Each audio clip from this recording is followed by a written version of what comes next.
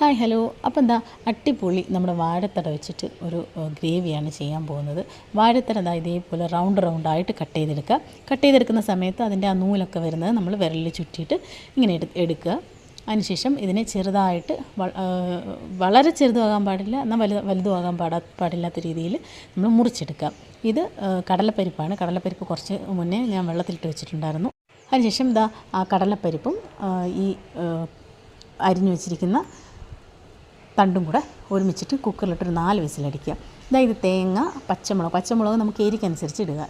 തോനെ ആവശ്യമുണ്ടെങ്കിൽ കുറച്ചും കൂടി ഇടുക. ജീരകം, ഇത് 3 കൂടി ഇട്ട് മിക്സിയിൽ നന്നായിട്ട് അരച്ചെടുക്കുക.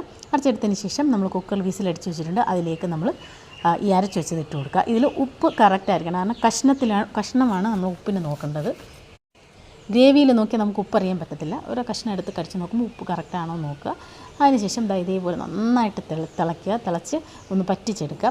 ലൂസായിട്ട് വേണമെന്നുണ്ടെങ്കിൽ നമ്മൾ ഗ്രേവി ഒഴിക്കുന്ന രീതിയിൽ ലൂസായിട്ട് എടുക്കുക. ഞാൻ നല്ല കട്ടിയായിട്ടാണ് എടുക്കുന്നത്. ഭയങ്കര ടേസ്റ്റാണിത് കഴിക്കുന്നതിന്. നമ്മൾ വിചാരിക്കുന്ന ആ ഒരു വാഴത്തടയുടെ ടേസ്റ്റേ ആയിരിക്കത്തില്ല, നല്ലൊരു ടേസ്റ്റാണ്. കഞ്ഞിയൊക്കെ കുടിക്കാനും സൂപ്പറായിരിക്കും. അപ്പോൾ ഇതേപോലുള്ള കുട്ടി വീഡിയോകൾക്ക് നിങ്ങൾ എൻ്റെ ചാനൽ സബ്സ്ക്രൈബ് ചെയ്യണേ.